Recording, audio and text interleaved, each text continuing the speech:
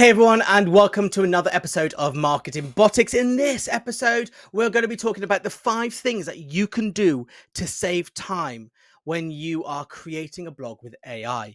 Because it's not just about the blog writing, it's about what you do afterwards. It's about how you upload it to your WordPress blog or wherever it's going.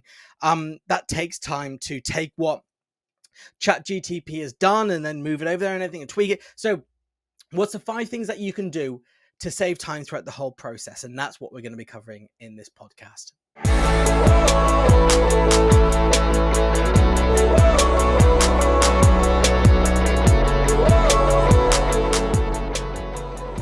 Okay, so simply number 1 is to get the prompt right. And I've talked about this in so many different videos. And the whole point of the prompt is make sure that you write out enough information that ChatGTP or Bart understands exactly what it is that you want, so it can write that blog to your specification. Remember, the AI writing tool is an assistant. It's there to help you. It's not there to do all the work for you. It's not there to think for you. It's there to take what you want and summarize it and act creatively and put it all together. But unless you give it the guidance, it's not going to get it how you want it. So you need to be telling it who you are and your experience. Then you need to be telling it what writing style you want it wrote in. So like I normally say, pretend to be me, and I write it with a bit of humor and punchy, and I say it as it is. And if people are doing things wrong, then I like to say that they're doing things wrong. And so I tell it what my writing style is. From there, I tell it what I want, how many words I want in my blog, and how I want that blog to be broken down, like into several sections, things like that. And then I give it a title and the keyword. Should I know it? I tell it what keyword to do and how many times I want that keyword in.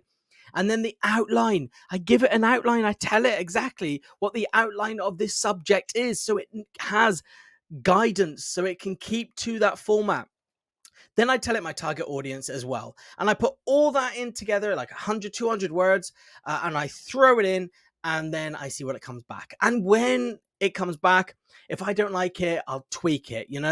People say that you need to tweak your blog once you've got it back from AI, and you do, but there's still a lot of tweaking you can do in AI. So if they've talked, if all the way through they're talking about you and your services, and you're like, whoa, I don't want that. I want them to focus on the reader. Then you can tweak it to say, don't focus on me and my services, subtly put them in, but make sure you focus on what the reader's going to get. So make sure it's highly informative.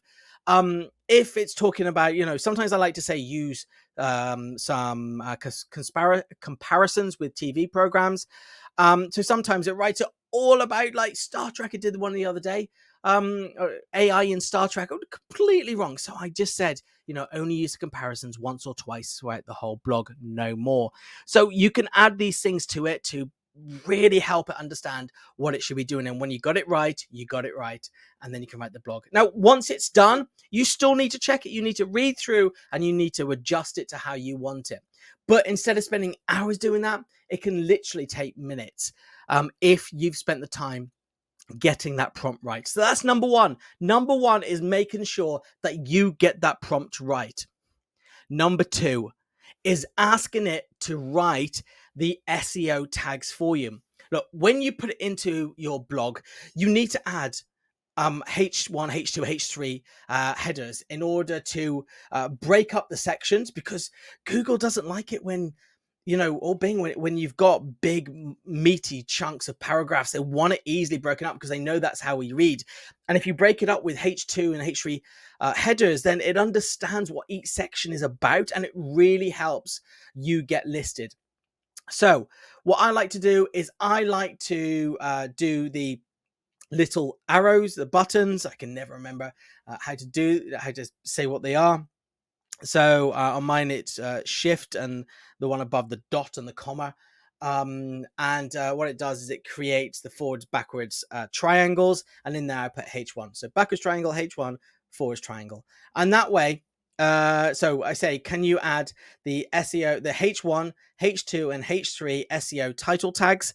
And what it does is it puts those into the blog as those tags that I mentioned, which means that when I put it in WordPress, my WordPress blog, instead of on the visual box, I can click to go onto text box.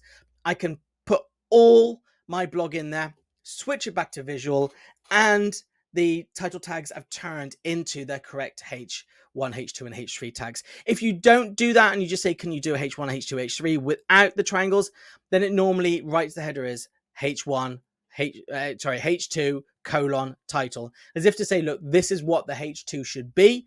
But I'm not doing the H2 for you. I'm just telling you that's what it's going to be. But if you put the triangles on either side, the sideways triangles on either side, then it understands to write those as is. So that's number 2.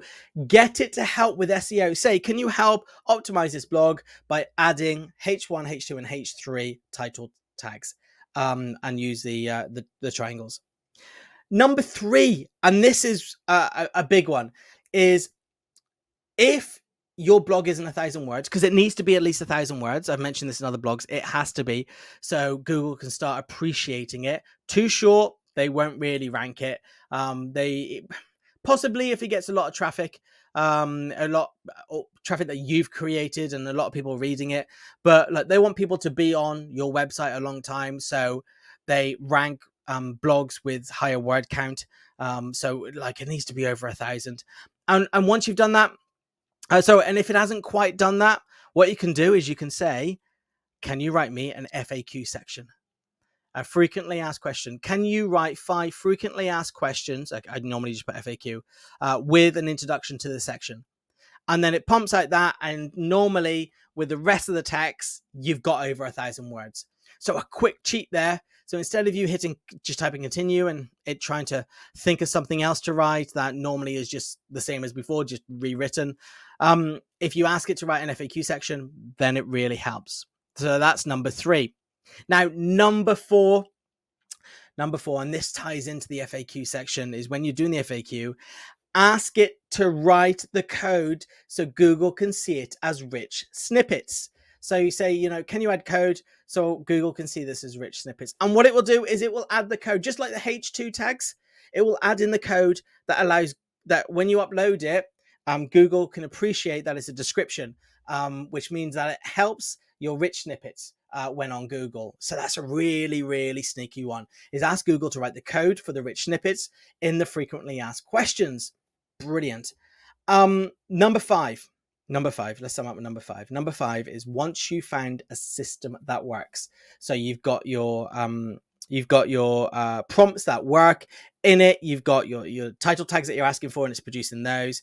You've got your rich snippets as well, in which it's doing. So once you've got that settled and down, save it and reuse it. Just changing the title, the keyword, and the outline. But everything else can stay the same. A bit about you, the experience, the writing style, and the target audience. If you're keeping that, all that can stay the same. You just change the title, the keyword, and a bit about the outline. And that means that you can constantly write get it to write really powerful blogs that work.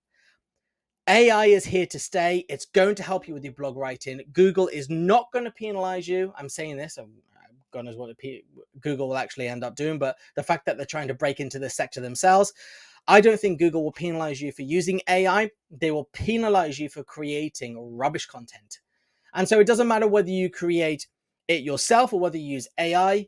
And it's easier to create rubbish content with AI, I guess, because you haven't got your personality in it that you would normally add. Though I've been reading some blogs recently that apparently haven't been using AI because they refuse to use AI, and they're really badly wrote. They are so monotone and boring, and I really don't think they're going to get ranked in Google. Might be wrong, but who knows? So it's not about not using AI, because I really don't think Google is going to shy away from those that use AI. It might get to the point where they say, look, if you've used a certain amount of AI, then we want you to mention that at the bottom of your blogs, just so it helps them understand what content is AI and what content's not. And if you don't do that, then they might penalize you for it. But again, I'm really clutching at straws here. But the one thing that they will definitely penalize you for is having badly written blogs. So write them well, write them so they're readable, write them so they want to be read, and they got all the information that's needed in there for your reader. And it doesn't matter if it's AI or handwritten, personally written. So yeah, AI is around to stay. So don't alienate yourself from it. And the one thing that will definitely not get you ranked is not writing any blogs at all. So if you can only write them with AI and tweak them afterwards, I always say you got to tweak them. You've always got to read them. You've always got to tweak them. But if that's the case, then that's fine. So let's go through them again. Make sure that you get the prompt right at the beginning, and keep going back and tweaking it and changing it till it writes in a way that you want it to be written. Make sure that you ask for it to write the SEO title tags in H1, H2, and H3, and use the sideways triangles in order to do that. Should have already looked on Google about what they were actually called before doing this. Anyway, make sure you write over 1,000 words. Occasionally, every now and again, write one longer if you can, like 3,000. That's really helpful, but don't sacrifice the amount of blogs in order to write a 3,000 word blog. For me, over 1,000, more the merrier, works better. But if you can write that, that is great. And if it's under 1,000, use a frequently ask it to write a frequently asked question. Ask it to write the code that allows Google to see it as rich snippets. So rich snippet code. And once you find a system that works, number 5, once you find a system that works, use it over and over again. Don't be shy about it. Look, we're here to make things go quicker. And the people that telling you that this system won't work or you're cheating or anything like that are the people that, I don't know, are either unwilling to change, are worried about the future, and not willing to actually take a chance, even though I think we're definitely on the right track, or people who are trying to hold you back because they haven't got the inkling to do it themselves. So there's your 5 things.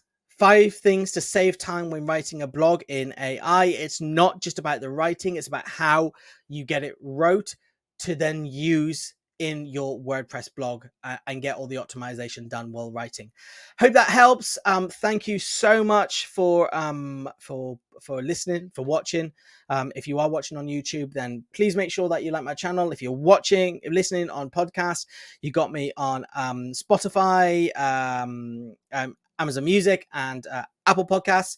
And if you give me enough time, just a few days normally, then this will be a blog as well, which you can read.